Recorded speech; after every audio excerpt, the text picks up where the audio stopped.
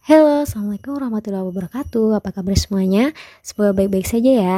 Oke, kembali lagi bersama Ibu Mainita dalam mata pelajaran ekonomi kelas 11, materi pendapatan nasional bagian kedua. Tujuan pembelajaran kita hari ini yang pertama, membedakan konsep perhitungan pendapatan nasional dengan pendekatan produksi, pendapatan, dan juga pengeluaran. Yang kedua, menghitung besarnya pendapatan nasional dengan menggunakan ketiga metode tersebut. Dan yang terakhir, menguraikan konsep pendapatan per kapita. Oke, jadi garis besar pembelajaran kita hari ini yang pertama itu mengetahui pendekatan produksi atau production approach, yang kedua pendekatan pendapatan atau income approach, dan yang ketiga pendekatan pengeluaran atau expenditure approach, dan yang terakhir mengetahui apa itu pendapatan per kapita dan juga menghitungnya. Apa itu sih pendekatan produksi? Yaitu dengan menjumlahkan nilai produksi tiap-tiap sektor ekonomi atau dengan menjumlahkan secara keseluruhan nilai tambah atau value added dari semua kegiatan ekonomi yang dihasilkan perusahaan. Misal di sini contohnya adalah dari produksi kue dari bahan singkong. Yang pertama itu ada jenis kegiatan mengambil singkong, membuat tepung, dan membuat kue.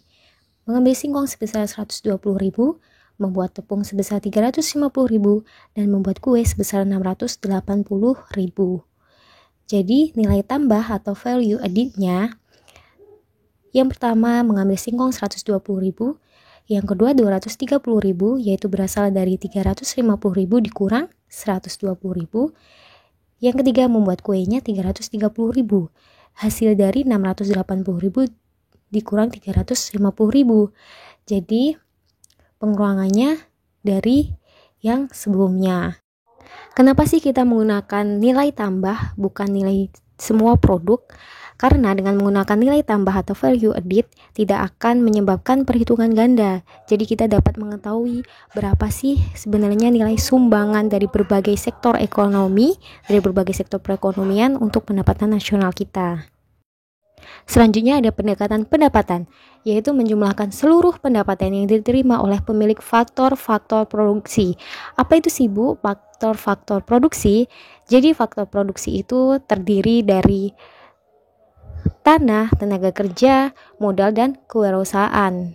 Faktor produksi ini juga bisa disebut pasar input, yaitu individu atau material yang dibutuhkan untuk memproduksi barang dan jasa. Sedangkan yang kedua itu ada faktor output yang digunakan untuk memproduksi barang dan jasa. Masih ingat kan itu materi kelas 10.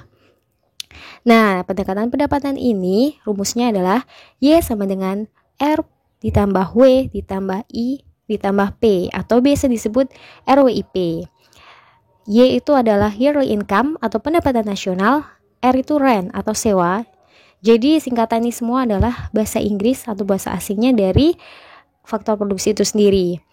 Sewa itu adalah balas jasa dari faktor produksi tanah atau properti. W itu wage atau upah, yaitu balas jasa faktor produksi tenaga kerja. Yang ketiga ada interest atau bunga, yaitu balas jasa atas faktor produksi modal. Dan yang terakhir profit atau laba, yaitu balas jasa atas faktor produksi kewirausahaan.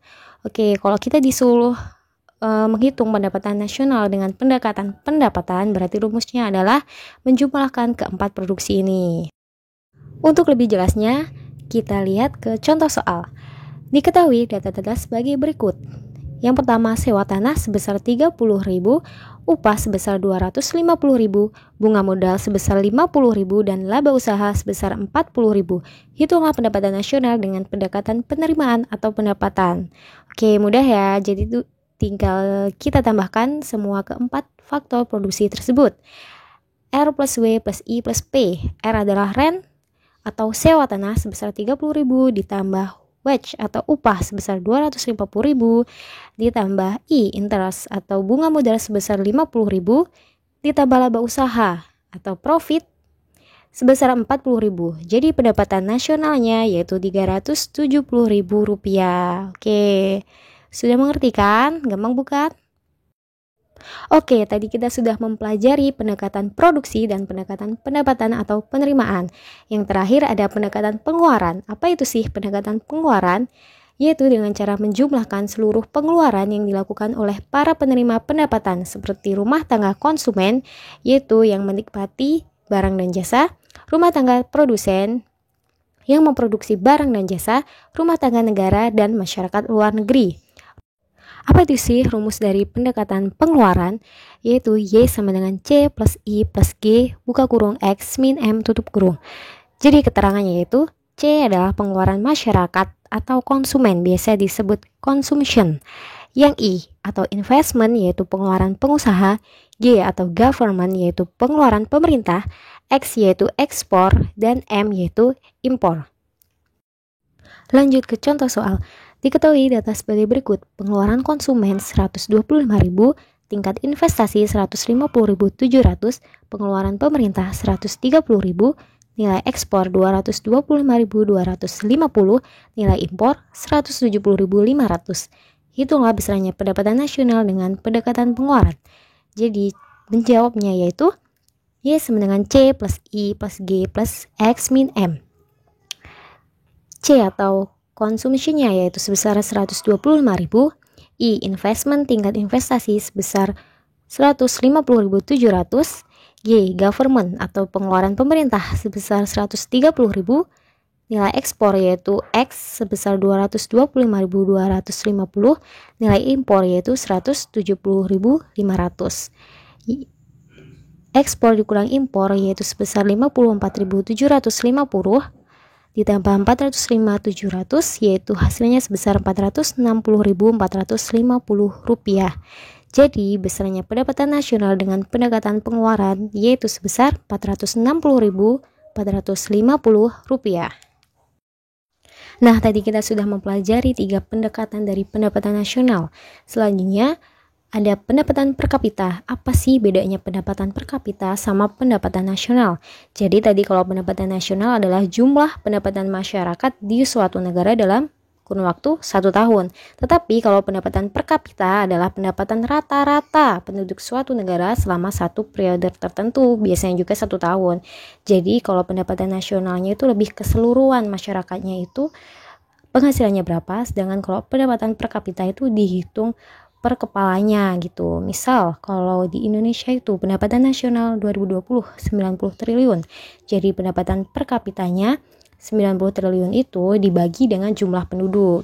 Jadi belum tentu nih kalau pendapatan nasionalnya itu gede, negara itu juga akan maju, belum tentu. Karena salah satu indikator dalam pembangunan ekonomi yaitu dengan adanya pendapatan per kapita.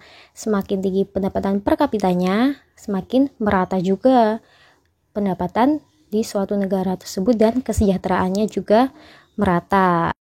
Jadi rumus dari pendapatan per kapita adalah pendapatan nasional bruto (PNB) atau bisa juga PDB, pendapatan domestik bruto dibagi dengan jumlah penduduk. Nah, fungsi dari pendapatan per kapita ini adalah untuk mengukur distribusi pendapatan di suatu negara atau pemerataan pendapatan di suatu negara, karena pemerataan pendapatan itu mencerminkan kesejahteraan dan kemakmuran negara tersebut.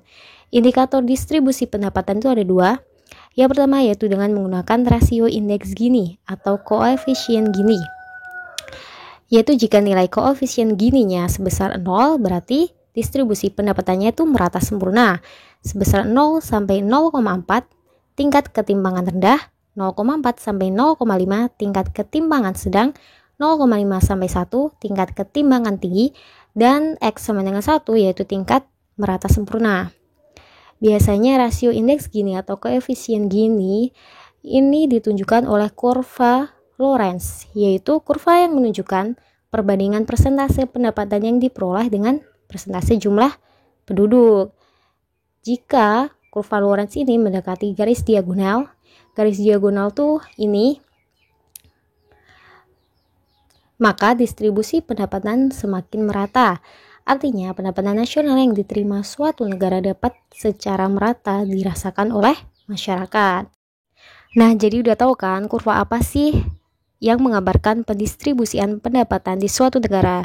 Yaitu jawabannya adalah kurva Lorenz.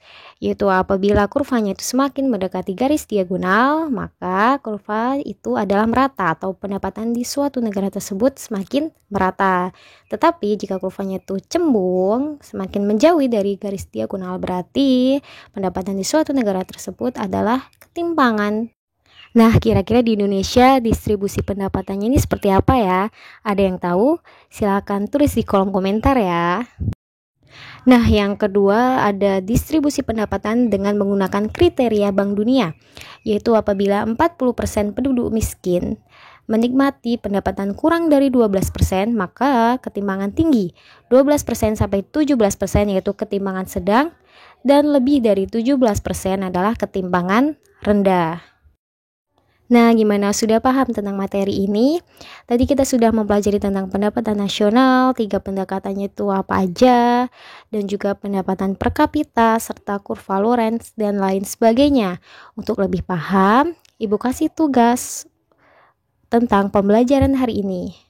Tugas yang pertama yaitu seperti ini.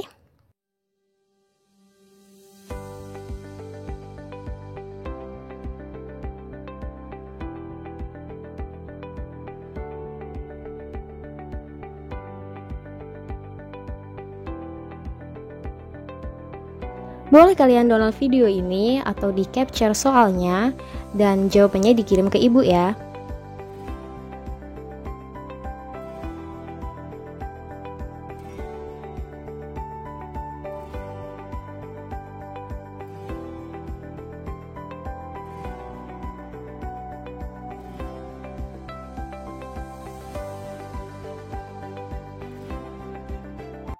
Oke, sekian dulu pembelajaran kita hari ini tentang pendapatan nasional bagian kedua.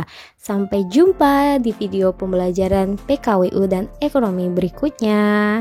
See you. Terima kasih. Wassalamualaikum warahmatullahi wabarakatuh.